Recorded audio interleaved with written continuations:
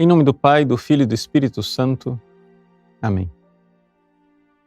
Meus queridos irmãos e irmãs, com grande alegria, o Evangelho de hoje é a continuação do Sermão da Montanha, onde Jesus nos ensina a respeito da pureza, da castidade e da família.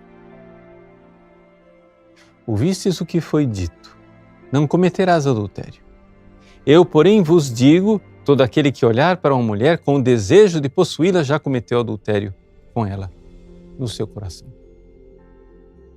Ao pronunciar essa palavra, Jesus mostrou que a maior parte dos pecados contra o sexto mandamento, ou seja, os pecados em que a pessoa faz alguma coisa contra a castidade, traindo a sua esposa ou fazendo sexo antes do casamento, ou se masturbando, etc. Esses pecados concretos, externos, contra a castidade, começam em pecados internos, secretos do nosso coração, contra a castidade, contra a pureza. Então Jesus está mostrando a íntima ligação entre o sexto e o nono mandamento. Sexto mandamento, não pecar contra a castidade. Nono mandamento, não desejar a mulher do próximo. Ao fazer isso, Jesus, além de estar nos mostrando uma verdade espiritual extraordinária, está também nos libertando. Por quê? Porque está nos dando o caminho para obtermos a verdadeira castidade. Como padre no confessionário, eu já encontrei, você pode imaginar, muitíssimas pessoas que se debatem com essas dificuldades com relação à castidade. Pessoas que não conseguem abandonar o vício da masturbação, o vício do adultério, o vício do sexo antes do casamento e outras coisas mais.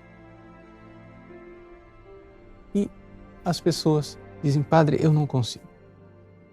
Eu já venho lutando com isso há anos. Eu digo: meu filho, minha filha, o problema é o seguinte: você já tentou parar com esses atos pecaminosos, mas você nunca experimentou ser puro. O que quer dizer isso, padre? Ser puro quer dizer o seguinte: você interiormente não conceber nenhum pensamento consentido, deliberado, que fira a pureza. Ou seja, você realmente não ter pensamentos interiores dos quais você se envergonhe.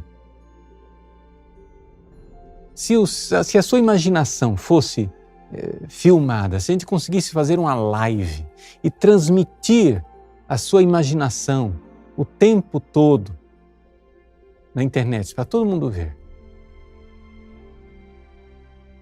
Se você põe essa possibilidade e não se envergonha dos seus pensamentos, porque ali não tem nada de impuro, não tem nada de imoral, então pronto. Esse é o caminho. O caminho é esse. Ou seja, o caminho é viver verdadeiramente a pureza de forma radical. Ou seja, na prática, quando é que uma pessoa pode pensar em sexo? Poderíamos quase que dizer assim: nunca. Por quê? Porque sexo não foi uma coisa que Deus nos deu para pensar. Sexo é algo que Deus nos deu para fazer dentro do santo matrimônio, onde o esposo e a esposa, abertos à vida, estão lá cumprindo a sua missão. Então, Jesus, ao dizer que quem olha para uma mulher e a deseja no seu coração, ao dizer isso, ele está nos ensinando uma coisa espiritualmente verdadeira. É no nono mandamento que começam os pecados, geralmente começam os pecados do sexto.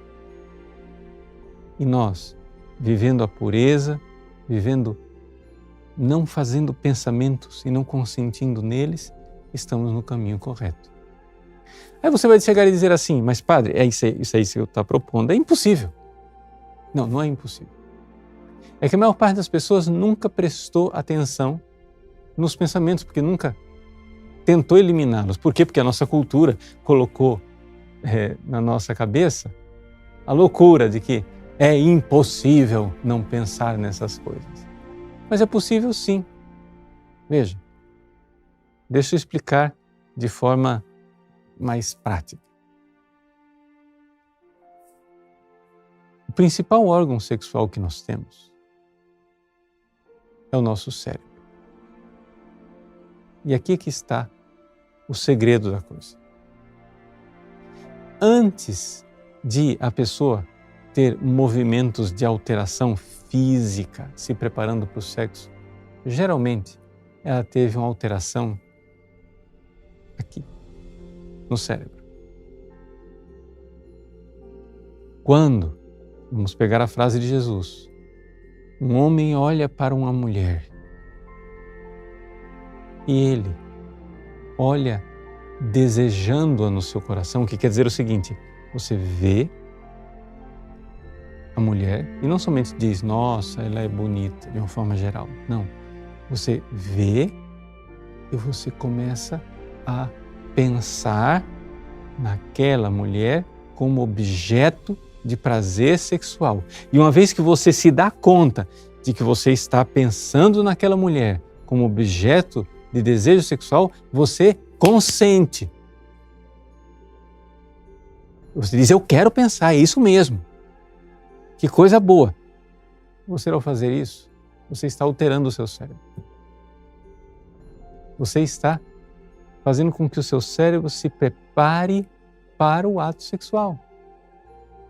Depois que você fez, imprudentemente, malucamente, isso daí, meu irmãozinho, para você segurar a onda e não querer continuar o processo e chegar até o ato sexual, a consumação, de fato,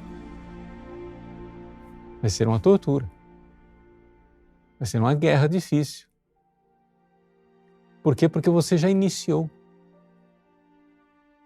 Ou seja, o início do pecado contra o sexto já é concebido no pecado contra o nono. Vamos usar uma linguagem mais física, biológica para você entender. Quando as coisas começam a ser alteradas da cintura para baixo, é porque, na maior parte dos casos, já foi alterada do pescoço para cima. É no cérebro que tudo começa. Então, se você andou cometendo pecados, seja contra o sexto, seja contra o nono mandamento, saiba, é sempre matéria grave. Você precisa se confessar a respeito disso. Procure um confessor. E saiba, para se manter nesse firme propósito de não pecar mais contra o sexto e contra o nono, você precisa fazer de tudo para evitar a primeira alteração cerebral. Ou seja, a primeira alteração naquele que é o principal e o mais importante dos órgãos dentro desse processo, que é o cérebro. Jesus, quando diz que o homem que olha para a mulher no seu coração já cometeu adultério, ele não está nos esmagando com uma lei mais difícil de cumprir. O Antigo Testamento dizia, não cometer adultério, mas eu vou esmagar vocês com exigência maior. Nem sequer pense no adultério. Não, Jesus não está nos esmagando. Ele é bom. Ele é libertador, é bondoso. Ele está nos libertando, dizendo, se nós não queremos cometer o adultério e não queremos, então comece a matar o mal pela raiz. Porque é destes pequenos ovos que saem as grandes serpentes. É nos pensamentos impuros que o homem concebe as maiores vilezas e pecados contra a castidade. Deus abençoe você. Em nome do Pai, e do Filho e do Espírito Santo. Amém.